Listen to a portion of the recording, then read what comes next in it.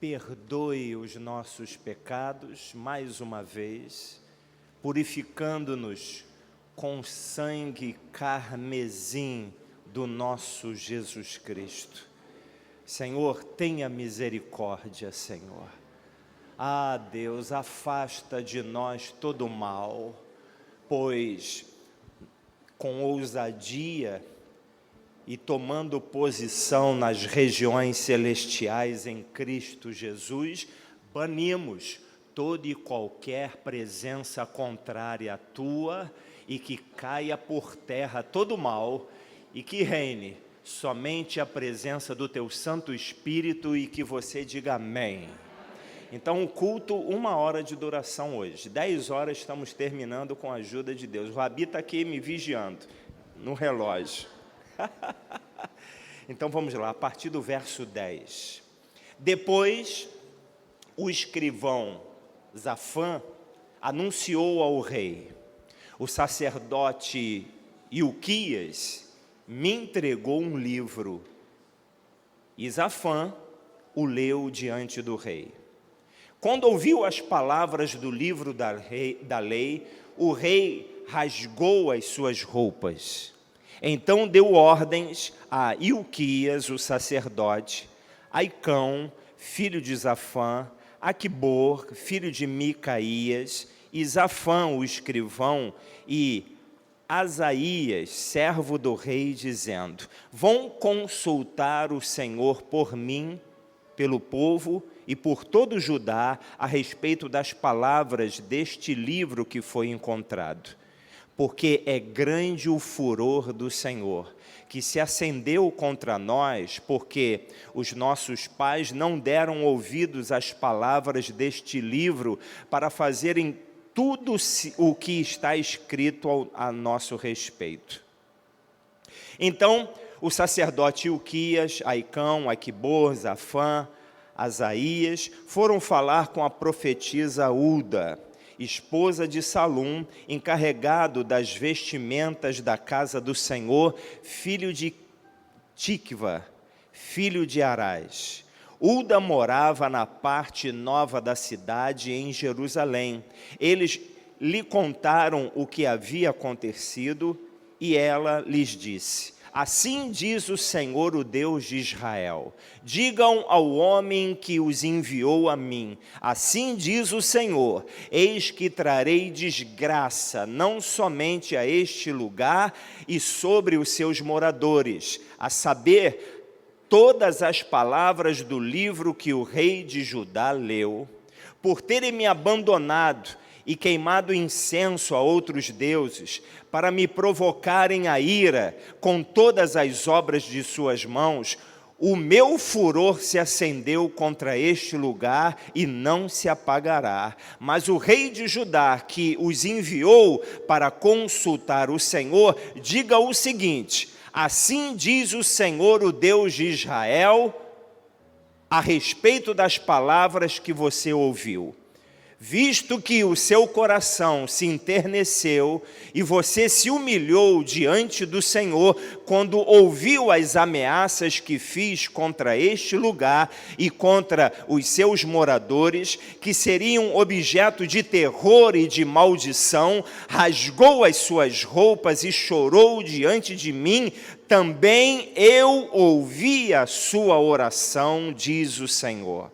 Por isso, deixarei que você morra e seja sepultado em paz, e os seus olhos não verão todo o mal que trarei sobre esse lugar. Então eles levaram esta resposta ao rei. Somente até aqui. Nós sabemos, irmãos, levantando a sua cabeça agora, nós sabemos que Josias foi o rei que teve uma comunhão com Deus que todo cristão luta diariamente para ter. E por quê? Porque ele não se afastou da presença do Senhor. A vida do rei Josias se assemelha muito com a vida do rei Joás, porque os dois se tornaram reis bem cedo, Joás com 7 anos de idade e Josias, ao qual nós estamos abordando agora, com 8 anos de idade. Os dois reis, Joás e Josias, promoveram uma restauração também na casa do Senhor no seu tempo, isso é, se assemelhando muito que um fez, o outro também executou. Porém, Josias, ele vivia dias tenebrosos,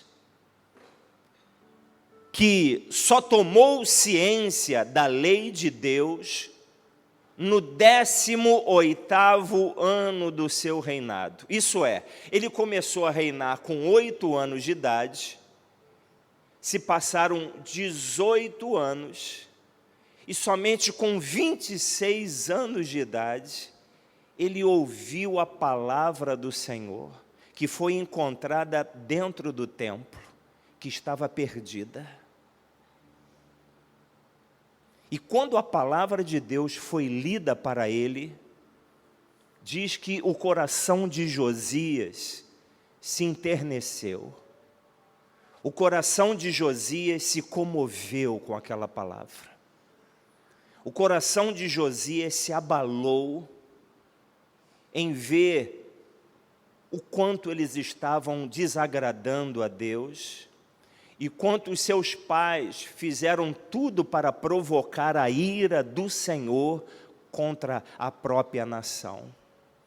E isso que fez com que Josias, ele se humilhasse. Quando o coração dele se abalou, ele se humilhou diante do Senhor com um coração contrito, e ele começou a buscar a Deus de todo o seu coração. E diz a palavra que nós acabamos de ler, o texto que nós acabamos de ler, diz que Deus ouviu a sua oração. Olha, irmãos, Deus está aqui nessa manhã. Se você também enternecer, se você se quebrantar, se você se humilhar diante dele, saiba que o mesmo Deus de Josias também se encontra aqui nessa manhã, e ele ouvirá a sua oração, ele enviará resposta para você. Quando a palavra foi lida para Josias, ele discerniu que o juízo de Deus estava próximo de acontecer. Faltava muito pouco para que o cálice da ira de Deus fosse derramado. Portanto, do que adianta ler ou ouvir as Escrituras Sagradas se o nosso coração não se enternece? Se o nosso coração não se quebranta?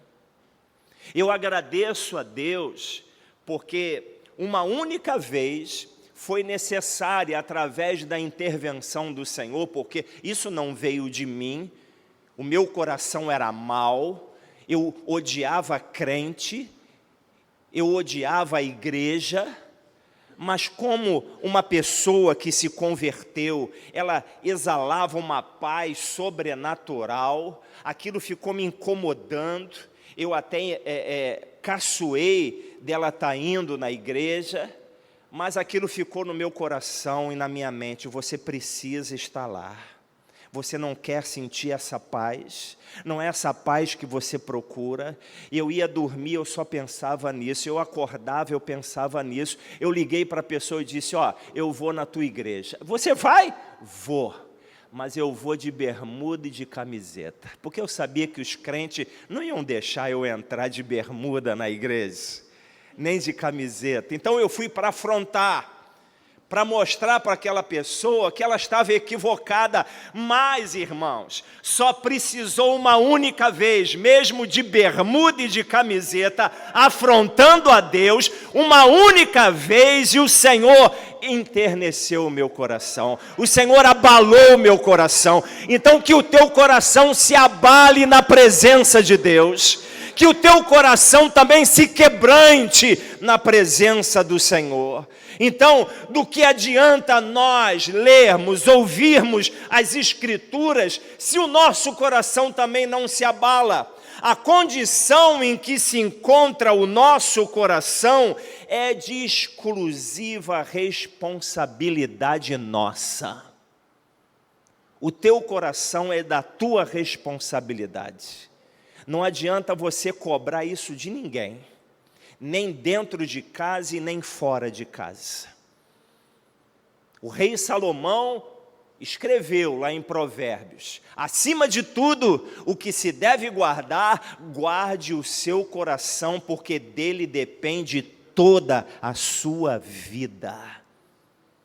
Do nosso coração depende toda a nossa vida. Nós somos responsáveis pelo endurecimento e até a frieza do nosso coração, mas também somos responsáveis de termos um coração quebrantado e sensível diante de Deus.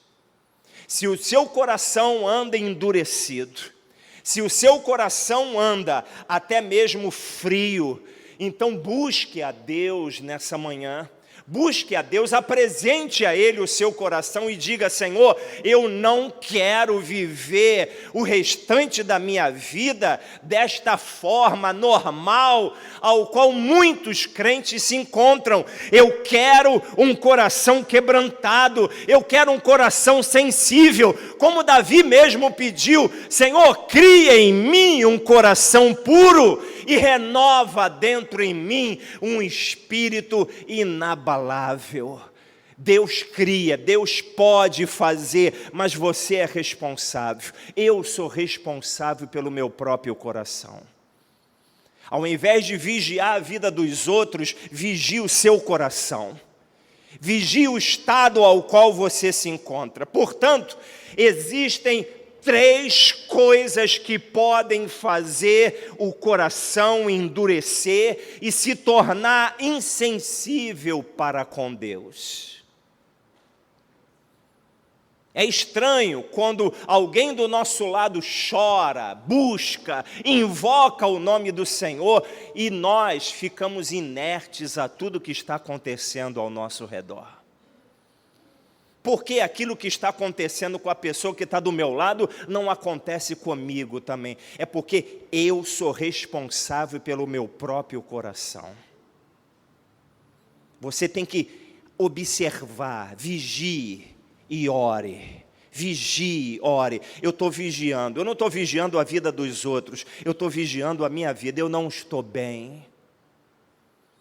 Então, Senhor, muda o meu coração. Cria em mim um novo coração, um coração puro, um coração sensível, um coração sedento da Tua presença novamente. Eu quero entrar na Tua casa e eu quero chorar novamente na Tua presença. Eu quero me quebrantar novamente na Tua presença. Ao invés de ficar olhando a vida de A, B e C, cuida do seu coração.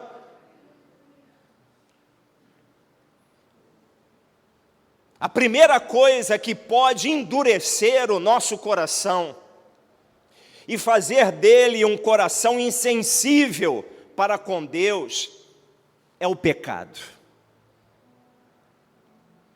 E não importa se ele é um pecado secreto, que ninguém sabe, ou se ele é um pecado pequeno.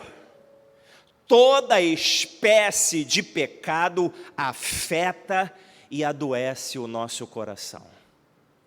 Agora, vamos pensar um pouco nessa manhã.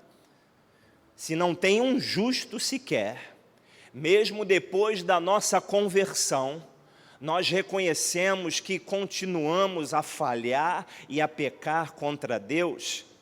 Como então não permitirei que o pecado adoeça? Como então não permitirei que o pecado possa afetar o meu coração? Na verdade, lá no livro de Hebreus, no capítulo 3, verso 13, Multimídia vai colocar, diz assim: nenhum de vocês sejam endurecidos pelo engano do pecado. Vejam, o engano do pecado nos endurece. Por que o engano do pecado? Porque o pecado, na verdade, ele traz um prazer. O pecado, ele traz um salário inicial muito bom, porque se fosse ruim pecar, se nós passássemos mal, né, se nós desmaiássemos, perdêssemos as nossas forças imediatamente quando erramos com Deus, ninguém ia querer se entregar ao pecado. Porém, por ele dar prazer, por ele dar uma recompensa inicial muito boa que a nossa natureza decaída gosta, nós muitas vezes caímos nesse laço, porque crente perfeito é crente morto. Quem não tem pecado, atire a primeira pedra. Não adianta. Então, como vencer isso aqui? A vitória contra essa doença do pecado vem quando nós não tratamos o pecado como uma coisa qualquer. Porque o pecado inicialmente pode trazer prazer para o nosso coração, mas traz tristeza para o Espírito Santo, traz tristeza para o coração de Deus. Isso ofende. Todo pecado, ainda que seja pequeno, ofende o coração de Deus. Então, o que vamos fazer para o pecado não afetar o nosso coração? É estar continuamente confessando e se arrependendo diante de Deus. Não é fácil você ficar confessando algo e admitindo que você falhou dia após dia. É humilhante, é desgastante. Às vezes dá vontade de chutar o balde, falar, não aguento mais, porque é cansativo. A luta contra o pecado é uma coisa cansativa, mas o Espírito Santo, isso é, aqueles que esperam no Senhor, renovarão as suas forças.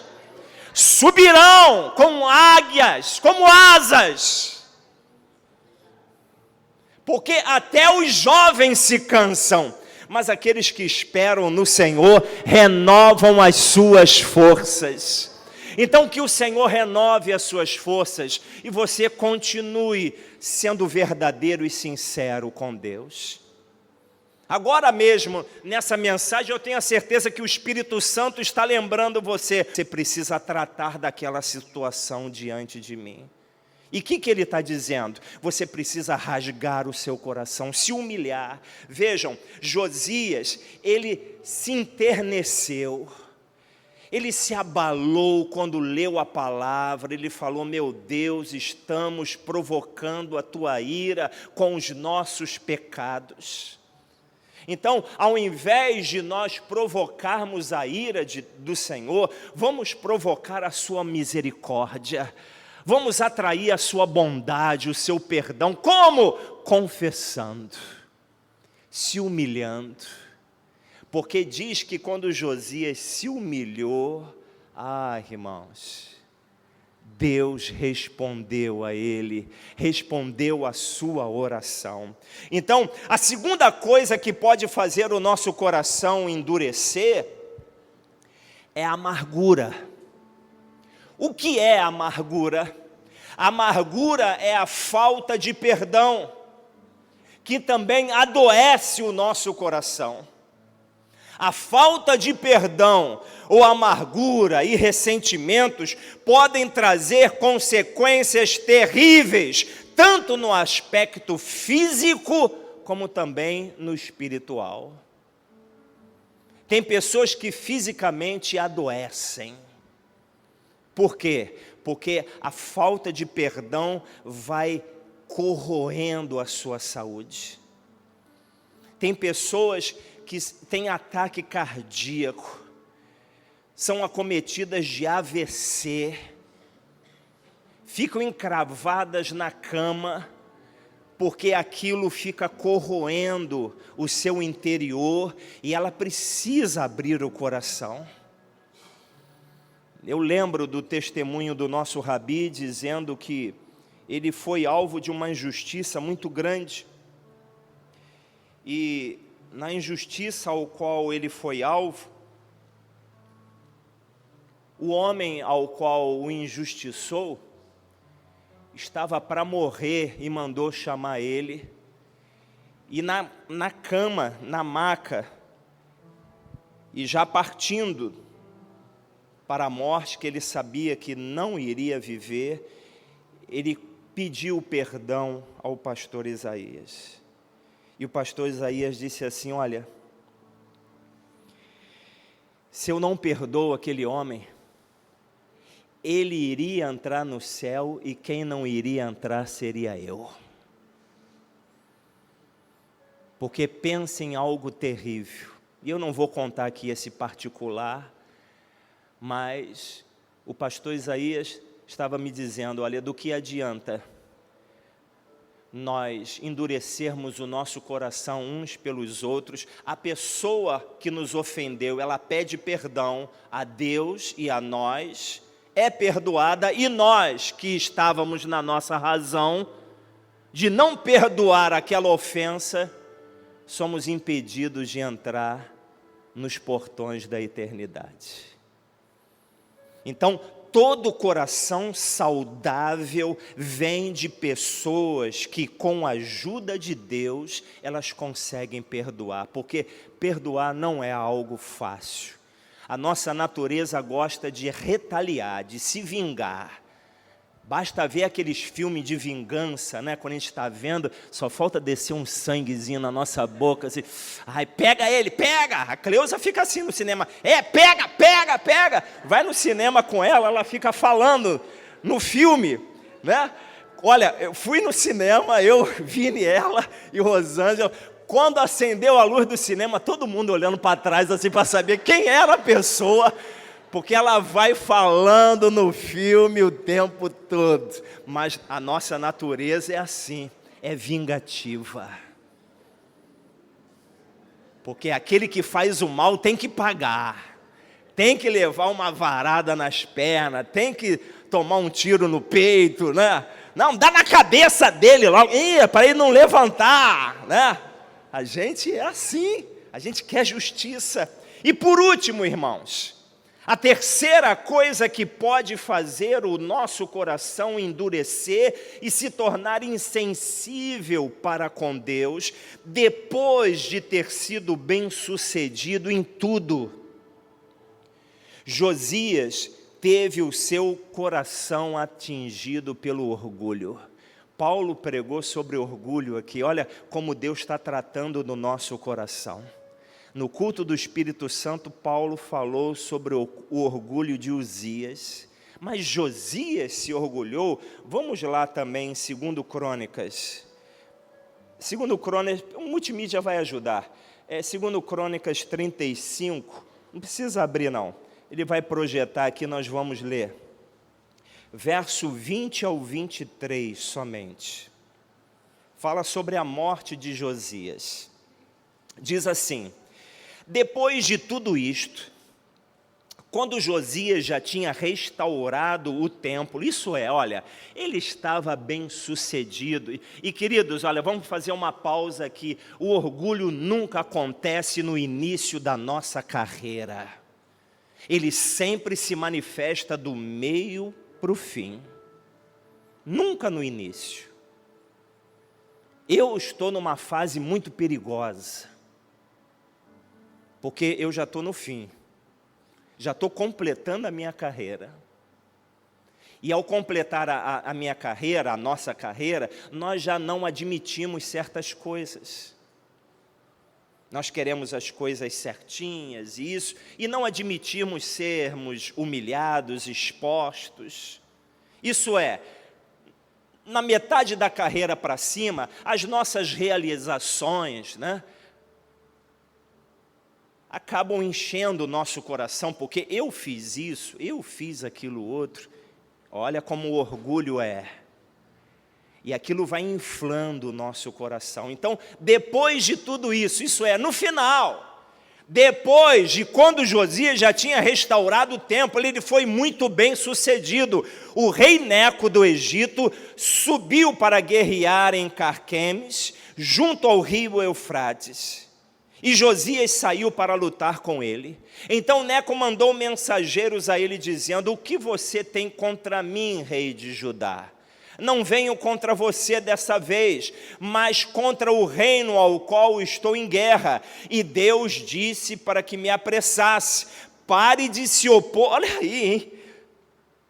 Faraó, o rei do Egito, falando para Josias: pare de se opor a Deus que está comigo, para que ele não o destrua. Mas Josias não voltou atrás, pelo contrário, se disfarçou para lutar contra ele, não deu ouvidos às palavras de Neco, que lhe havia falado da parte de Deus, e foi lutar no vale de Megido.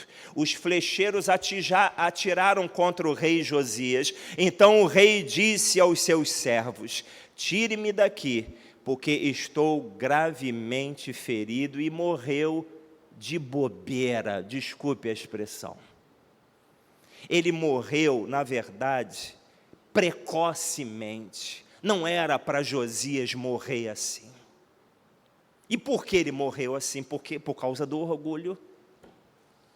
O orgulho é uma praga. E como Paulo lembrou muito bem aqui, todos nós temos orgulho no nosso coração, devido à nossa natureza pecaminosa. Uns têm mais, outros têm menos, mas ninguém é desprovido de orgulho. Então o que fazer? Vigie. Vigie quando você fala da debilidade de alguém, porque você também é débil em algumas áreas. Mas o orgulho, o que ele faz? Nos faz ver muito bem os defeitos dos outros, mas os nossos defeitos a gente passa a mão na cabeça. Mas que Deus tenha misericórdia da nossa vida. Que o nosso coração também possa se enternecer, se abalar. Que o nosso coração possa receber uma sensibilidade a tal ponto de, quando ouvirmos a palavra de Deus, como diz lá o livro de Hebreus, hoje, se ouvirem a voz de Deus, não endureçam os seus corações, como foi no deserto em Meribá, onde muitos morreram porque endureceram seu coração perante Deus. Que o Senhor tenha misericórdia.